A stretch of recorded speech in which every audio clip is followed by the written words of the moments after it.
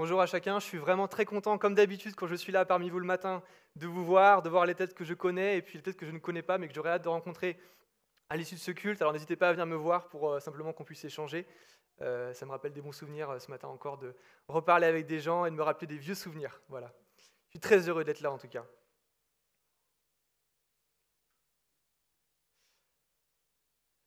Est-ce que vous avez déjà reçu un nouvel ordinateur? Ça vous est déjà arrivé? Vous connaissez ce sentiment incroyable quand vous déballez le paquet, vous voyez le nouvel ordinateur, la nouvelle machine, elle est belle, elle est splendide, il y a l'enthousiasme qui monte, elle est beaucoup plus rapide que la précédente, c'est incroyable. Et puis, on s'y fait, et puis tant que tout fonctionne, on ne se pose pas plus de questions que ça en réalité. Tout va bien, on appuie sur la lettre A et ça fonctionne. En quelques clics, on est sur Netflix ou on est sur Wikipédia. Bref, pourquoi se poser des questions si tout va bien? Et puis un jour, eh bien, la souris ne marche plus, un jour l'écran reste noir, et à ce moment-là, cet ordinateur qui était devant nous, qui était ce super objet enthousiasmant, qui ne nous posait pas plus de questions que ça, eh bien, tout d'un coup, ça devient un objet mystérieux, un objet stressant, un objet sombre. Bien plus, ça arrive toujours au pire moment. C'est le moment où vous avez un rapport à rendre pour le lendemain, ou un examen à préparer, ou le dernier épisode de la série Casa de Papel qui vient de sortir et que vous avez hâte de voir. Bref, c'est toujours le pire moment. Alors qu'est-ce qui se passe en général? On l'a tous vécu ce moment. On commence à tapoter vainement sur le clavier, évidemment rien ne marche. Donc on se dit, bon, qu'est-ce qui se passe? On commence un peu à paniquer. Là on se dit, bon, il faut que je trouve la notice. Alors on va fouiller dans les placards pour retrouver la vieille boîte, on tombe dessus, on sort la notice, hurrah, mais elle est en chinois. Alors bon, on prend Google Traduction, on essaie de copier les mots en chinois pour essayer de décrypter ce qui se passe. Au bout de 10 minutes, on a traduit Made in Taiwan. Et puis, au bord de la crise de nerfs, qu'est-ce qu'on fait? Eh bien, on appelle celui ou celle que j'appelle notre référent informatique. Alors on l'appelle, en panique. Ça y est, c'est la fin du monde, l'ordinateur ne fonctionne plus, il ne s'allume plus. Et là, au téléphone, on entend, « Et t'as vérifié qu'il était bien branché ?» Comment ça? Bien sûr que j'ai... Ah oui. Vous savez quoi, la vie, c'est un petit peu comme un ordinateur. Quand tout va bien, on ne se pose pas de questions, la vie roule, on est même souvent heureux et enthousiaste. Et puis il suffit d'une souffrance, d'une épreuve, et là la machine, elle commence à dérailler. Et là, cette vie qui allait de soi, elle commence à être mystérieuse pour nous, terrible. Les craintes surgissent. Alors on achète des livres sur le bonheur, on n'y comprend pas grand-chose, on est un peu dépité, mais il suffit d'avoir un référent sagesse qu'on puisse appeler ou qu'on puisse lire pour que tout puisse changer. En tant que chrétien, je ne sais pas où vous en êtes aujourd'hui, mais ça peut arriver aussi d'avoir des moments dans la vie où on passe par des souffrances, on passe par des difficultés, et où on a besoin de ce bon conseil d'un ami. Mais on n'est pas sans ressources. La Bible est remplie de livres de sagesse. Le référent, la figure de référence, on la connaît, c'est Salomon.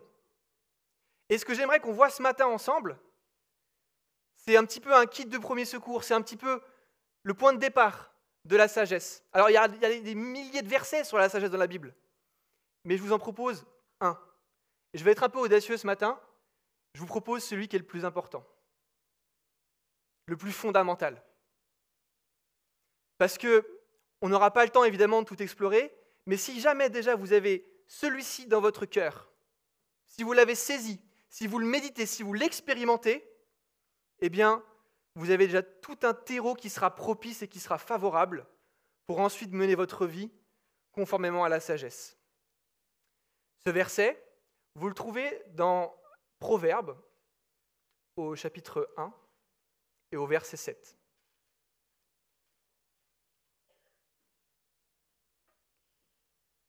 La connaissance commence par la crainte de l'Éternel.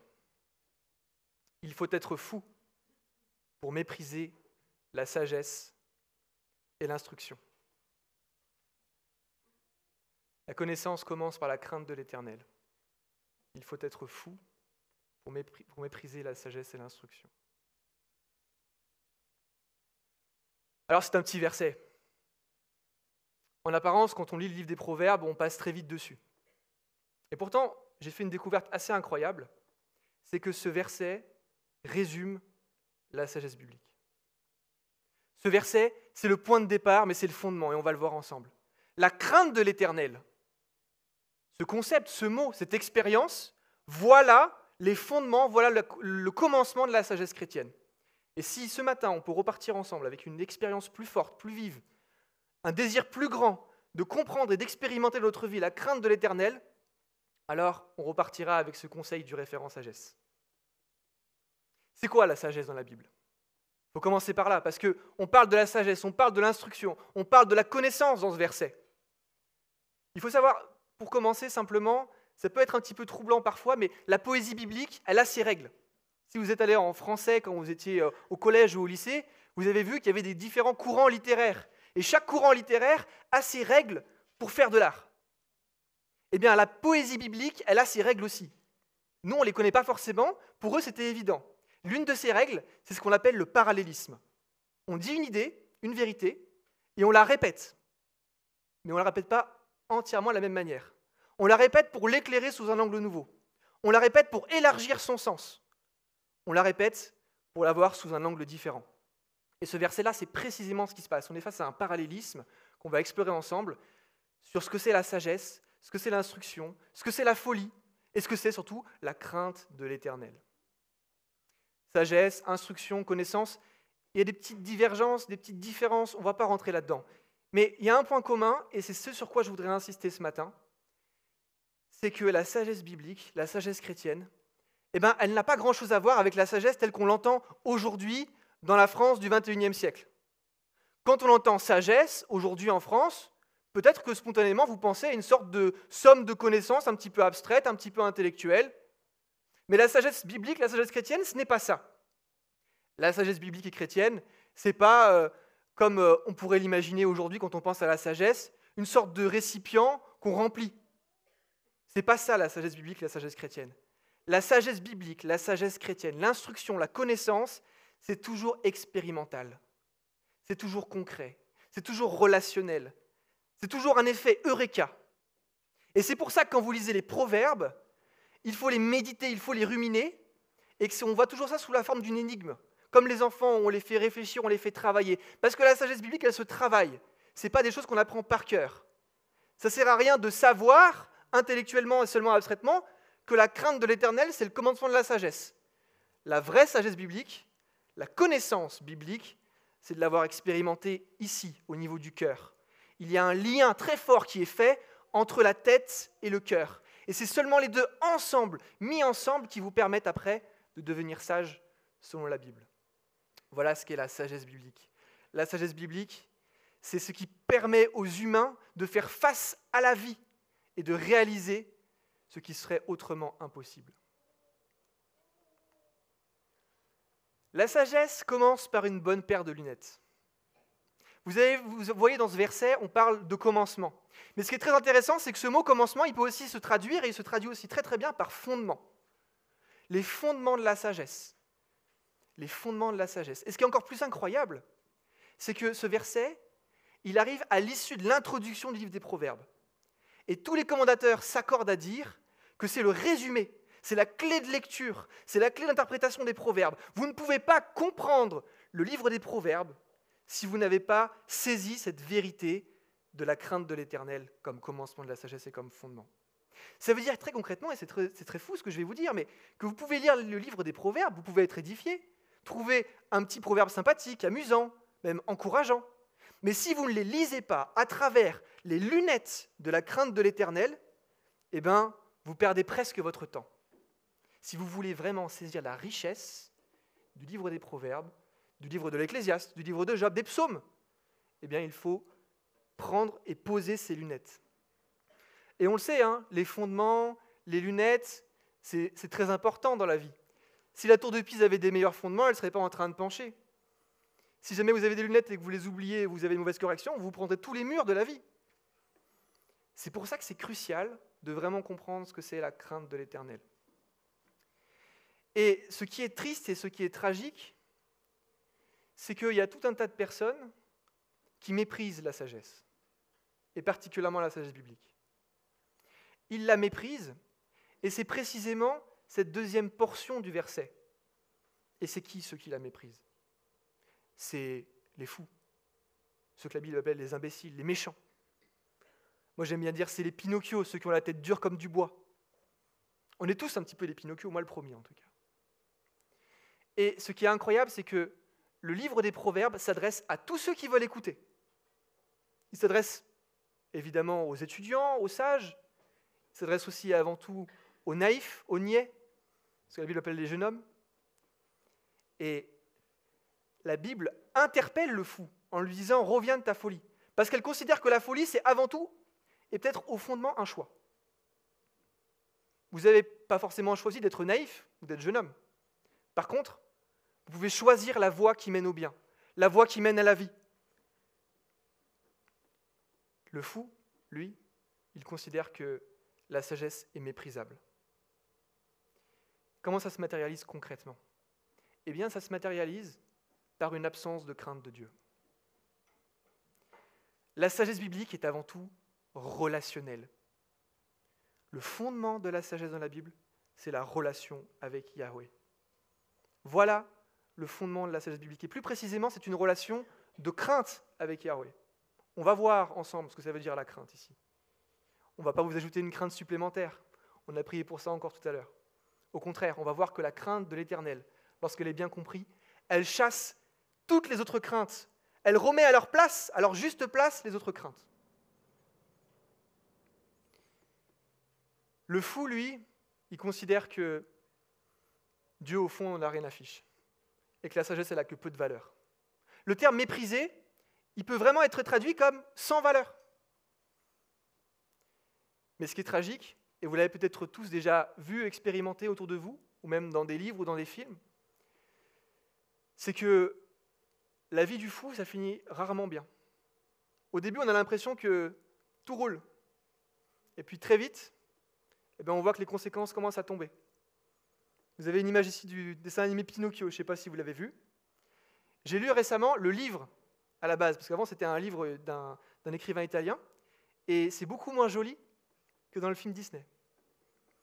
J'ai pas envie de vous traumatiser, mais dans le livre, Pinocchio, il va tuer Jiminy Cricket. Dans le livre, Pinocchio, il est pendu à cause de sa méchanceté, par d'autres malfrats. La vie, c'est pas un Disney. On n'est pas dans GTA, pour ceux qui connaissent. La vie, c'est un choix. Vous choisissez la voie de la sagesse ou la voie de la folie. Mais les conséquences, vous les payerez dans vos tripes. La sagesse, c'est avant tout et au fondement une relation avec Yahweh. Une relation de crainte avec Yahweh. Mais ok, très bien, d'accord, on a compris le principe, mais concrètement, ça veut dire quoi? La crainte de l'Éternel, ça veut dire quoi? Moi, j'aime bien voir la crainte de l'Éternel comme la mélodie de la vie. Vous apprenez à jouer des notes, vous les jouez avec votre instrument, et c'est cette mélodie qui va venir, comme vos écouteurs quand vous êtes au travail le matin, rythmer votre journée. Et cette mélodie de la vie, eh bien, pour qu'elle soit vraiment belle, pour que ce soit une belle symphonie, il faut que vous ayez plusieurs notes que vous soyez capable de jouer. Sinon, très vite, ça se transforme en concert de flûte à bec au collège. Vous voyez, avec ces deux notes que vous savez jouer et vous alternez. C'est pas très joli. Ce que j'aimerais qu'on voit ensemble, c'est quelques-unes de ces notes que vous pouvez apprendre, qu'on peut apprendre à jouer. Et encore une fois, le côté tragique dans ce que je vais faire ce matin, c'est que la sagesse biblique, c'est pas simplement des connaissances, c'est une expérience. Donc tout ce que je peux essayer de faire ce matin, c'est qu'on partage ensemble des choses qui peuvent vous faire expérimenter cette crainte de l'Éternel. Une des premières notes que j'aimerais vous partager, c'est que Dieu est au ciel et que toi, tu es sur la terre. Et j'aimerais qu'on s'imprègne de cette idée. Dieu est au ciel et toi, tu es sur la terre. On vit dans une société où l'individu est au centre, et excessivement au centre. Et on a tendance, qu'on le veuille ou non, à imaginer que Dieu, c'est un petit peu le coach sportif de notre vie, un petit peu le thérapeute, le papy gâteau, qui doit être là pour que le film de notre vie se déroule sans encombre. Alors certes, Dieu s'intéresse aux moindres détails de nos vies respectives. Mais ce n'est pas nous qui avons à être au centre. C'est son histoire, ce n'est pas la nôtre. Il faut se décentrer, il faut tourner le regard vers lui. Il faut comprendre qu'on n'est que des hommes. Certes chéris par Dieu, mais on n'est que des hommes. On est sur la terre, et lui, il est au ciel. Est-ce que vous avez suivi sur les réseaux sociaux le voyage qu'a fait Thomas Pesquet à la station internationale? Vous connaissez un petit peu ça ou pas? C'est un astronaute qui est parti pendant, je ne sais pas, plusieurs mois peut-être, dans le ciel, et il a pris des clichés magnifiques de la Terre, de nuit, de jour, etc. Et vous en avez un qui s'affiche à l'écran, c'est la France vue de nuit. C'est magnifique. Est-ce qu'on nous voit là? Non? Absolument pas. Nous ne sommes que poussière et cendre. Nous ne sommes que poussière et cendre. Et la première vérité, la première expérience de la crainte, c'est de comprendre ça. Nous ne sommes que poussière et cendre. La manière d'expérimenter ça, que la Bible privilégie, c'est de contempler la nature. Vous connaissez ce psaume où David dit « Quand je contemple le ciel, qu'est-ce que l'homme pour que tu t'intéresses à lui ?» Si vous avez envie d'expérimenter ça plus au quotidien dans votre vie, passez du temps à contempler le ciel ou quelque chose qui vous rappelle cette immensité et qui vous ramène à votre propre finitude, à votre caractère fragile. Moi, une chose qui me touche beaucoup, ça tient qu'à moi, c'est quand je prends le bateau et que j'ai la chance de voir un petit peu l'immensité de l'océan autour de moi et qu'on ne voit pas d'horizon, on ne voit rien, juste de l'eau. Et quand on regarde dans l'eau, on ne voit pas le bout. Ah ben là, je vous avoue que je ressens cette crainte. Et à plus forte raison de se dire que le Dieu créateur des océans, pour lui, cette immensité-là, ce n'est que poussière et détail. Il faut qu'on se décentre de nous-mêmes, il faut qu'on puisse regarder et se mettre à notre juste place.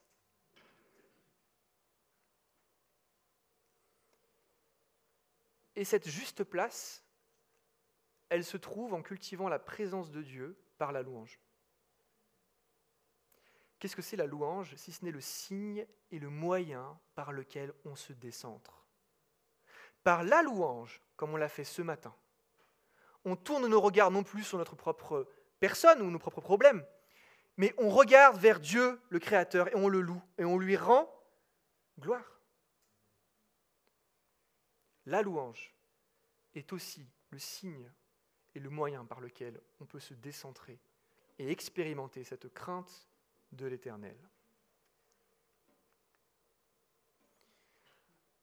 Une autre note de musique qu'il s'agit d'expérimenter, c'est que nous sommes constamment sous le regard de Dieu.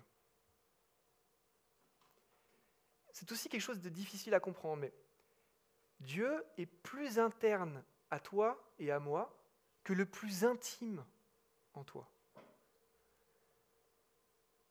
Dieu, c'est l'être pour lequel, aux yeux de qui, tout est à nu.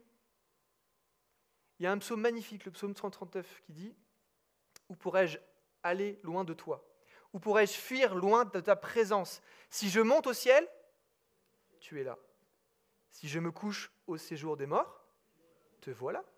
Si je prends les ailes de l'aurore pour habiter à l'extrémité de la mer, là aussi ta main me conduira, ta main droite m'empoignera. Si je dis, au moins les ténèbres me couvriront, la nuit devient lumière autour de moi. » Comment expérimenter cette vérité profonde que Dieu est partout présent, que Dieu me connaît mieux que moi-même? Eh bien là encore, par la lecture des psaumes et par cette méditation de ce caractère de Dieu qui sait tout, qui est en toute chose, qui connaît toute chose. Ce premier aspect, il est complété par le deuxième qui est que Dieu est un juste juge. Et c'est là où les choses commencent à être un peu difficiles pour nous, pour vous et moi. Parce que si Dieu sait tout, si Dieu sait les moindres recoins de notre cœur, et qu'il est profondément juste juge, eh bien je ne sais pas pour vous, mais pour moi ça sonne comme une mauvaise nouvelle. Puisque chaque acte qui sera posé, eh bien on est appelé à être jugé pour celui-ci. La fin du livre de l'Ecclésiaste, c'est quoi? Je vous fais un petit résumé synthétique et au goût du jour, c'est amuse-toi, profite de la vie, profite de ta jeunesse, mais rappelle-toi que Dieu amène toute œuvre en jugement. Les réformateurs, ils avaient un mot pour exprimer ça, coram Deo, devant la face de Dieu. La crainte de l'Éternel, c'est de cultiver la prise de conscience dans notre cœur, de cultiver le fait qu'on est en face de Dieu, que Dieu nous voit et qu'il faut avoir toujours en tête que nous, on est là. Il y a ce lien qui est tissé, il sait ce qu'on fait, et ce qu'on fait, ce sera amené en jugement. Bon, la bonne nouvelle qu'on a, c'est l'Évangile. La bonne nouvelle, c'est l'Évangile. Qu'est-ce que ça change ? Eh bien, ça change que lorsqu'on sera en jugement, c'est le Christ qui couvre nos fautes. C'est le Christ qui prend nos fautes. On est libéré de la mort et du châtiment. Amen. On est libéré de la mort et du châtiment. Mais on reste quand même dans ce rapport. Dieu continue à tout savoir. Et il y a dans la Bible ce qu'on appelle le tribunal du Christ. Et c'est quoi ça ? On ne va pas rentrer dans les détails. Mais ce qu'il faut que vous compreniez, c'est que chaque acte que vous posez, chaque pensée que vous aurez, chaque chose que vous ferez sur cette terre, eh bien, ce sera porté en jugement. Et si jamais ce n'a pas porté du fruit, ce sera oublié. Ce sera vain, ce sera brûlé, comme de la paille. La relation que vous tissez avec Dieu, la prise de conscience que vous avez, qu'il est là et qu'il regarde chaque aspect de votre vie, ça doit nous encourager à nous rappeler à porter du fruit, en fait, tout simplement. Et c'est en expérimentant cette relation avec Dieu, ce coram Deo, que l'on peut mener une vie qui soit plus sage et plus conforme à sa volonté. Alors, le troisième aspect de la crainte, c'est la crainte qu'on appelle filiale, la crainte envers un père aimant. La Bible ne nous dit pas qu'on est dans une crainte servile, une crainte d'esclave. La Bible nous dit qu'on a été racheté à grand prix et qu'on a été adopté. On a reçu l'esprit d'adoption. Ce Dieu créateur du ciel et de la terre, ce Dieu qui nous connaît plus que nous-mêmes, ce Dieu qui est un juste juge et qui nous condamne, nous a adoptés. Et on peut l'appeler papa maintenant. On peut l'appeler papa. Et les conséquences pratiques de ça, c'est quoi ? C'est que on est appelé à expérimenter la crainte qu'un enfant doit avoir envers son père. Je parle de la crainte d'un enfant envers son père aimant. Et je pèse le mot, puisque malheureusement, nous n'avons pas toujours des bons exemples de relations père-enfant, soit dans notre vie, soit dans notre entourage. Et Dieu est un père aimant. Dieu nous aime profondément. Mais Dieu est un père juste.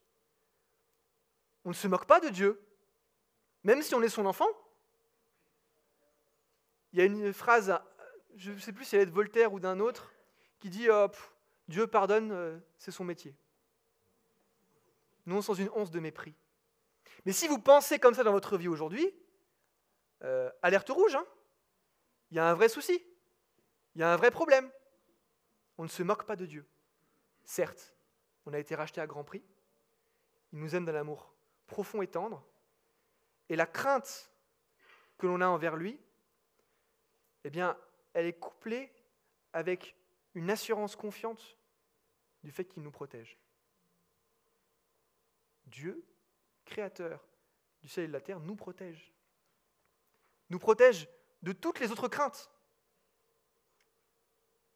Si on place notre confiance en lui, nous sommes protégés.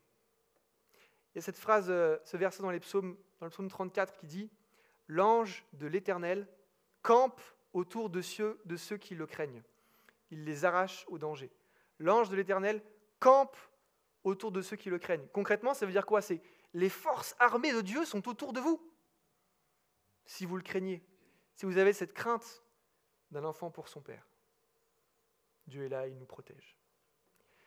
Et c'est là, toutes ces choses mises bout à bout, qui nous amènent normalement à reconsidérer la crainte des choses du monde. Il y a un homme qui a dit « La sagesse, la vraie sagesse, c'est d'apprendre à craindre les bonnes choses. » La vraie sagesse, c'est d'apprendre à craindre les bonnes choses. La crainte de Dieu, elle chasse, elle libère des autres craintes. Ou alors, je dirais même en complément, elle remet les autres craintes à leur juste place. Parce que la Bible nous appelle à craindre, à respecter, par exemple, les autorités. la crainte de Dieu nous libère des craintes qui sont désordonnées, qui viennent nous pourrir la vie. Et ça, c'est vraiment le fondement de la sagesse biblique et chrétienne. Et c'est pour ça que ça en fait vraiment ce concept clé, cette clé de lecture de ce livre des Proverbes et, de manière générale, d'une vie qui veut être menée conformément à la sagesse. Alors, craindre Dieu, oui, mais il y a un détail qui est important. Dans tous les aspects de notre vie. Et je dis bien dans tous les aspects de notre vie. J'aime bien cette image, ça m'a pris, cette image qui, moi, me parle de notre cœur qui est un petit peu comme une maison, comme une demeure. D'ailleurs, Jésus aime bien utiliser cette expression aussi. Vous imaginez inviter Jésus chez vous, dans votre cœur, vous lui présentez la salle à manger, la cuisine, et puis il veut continuer à voir un peu les pièces, et puis tout d'un coup, il y a une pièce où il y a un cadenas. Ah non, Jésus, cette pièce-là, non, défense d'entrée. Comme les chambres d'ado, vous savez, interdiction d'entrée. Moi, je suis travaillé par cette idée. Parce qu'il y a des aspects de ma vie dont j'ai conscience ou dont j'ai plus conscience, où j'ai mis un panneau comme ça, où je refuse à l'Esprit Saint d'entrer et de faire la lumière. J'ai des caves sombres dans ma vie.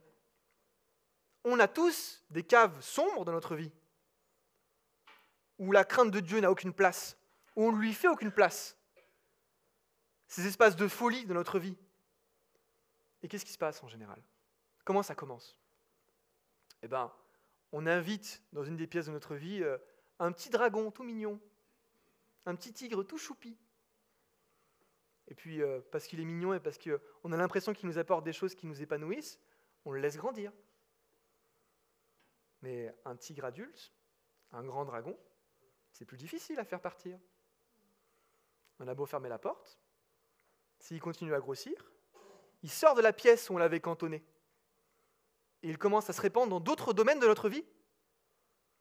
Prenons un exemple pratique.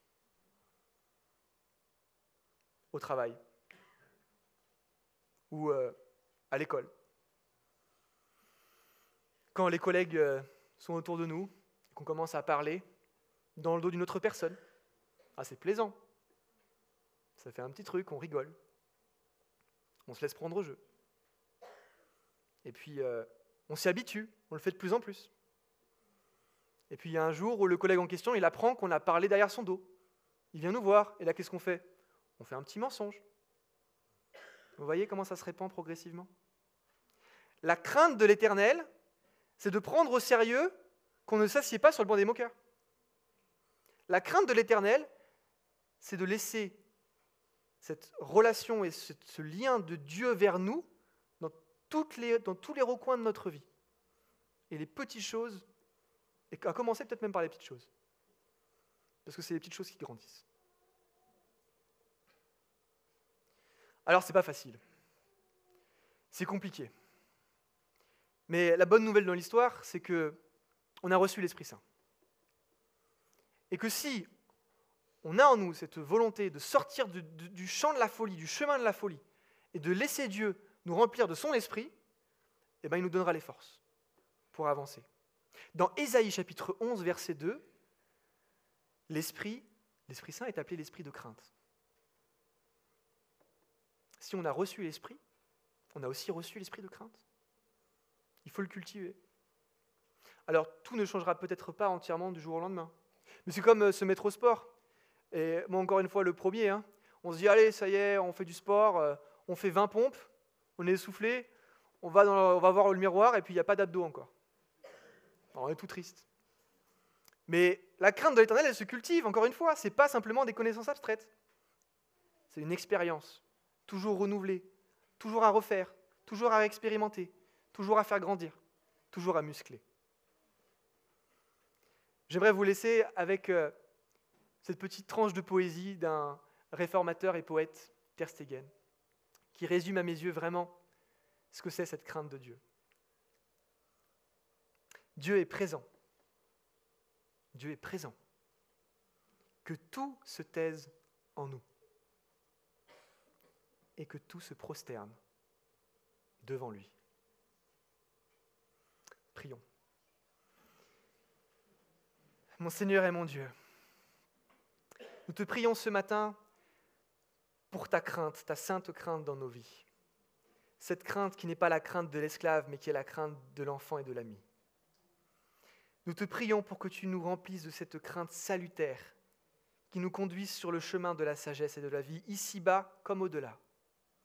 Nous te prions ce matin pour que la crainte, ta juste crainte, ta sainte crainte, vienne éradiquer de nos vies tous les recoins sombres et sales. Nous te prions ce matin pour que ta sainte crainte chasse et nous libère des craintes disproportionnées que l'on éprouve ou que l'on vit aujourd'hui. En ton nom précieux. Amen.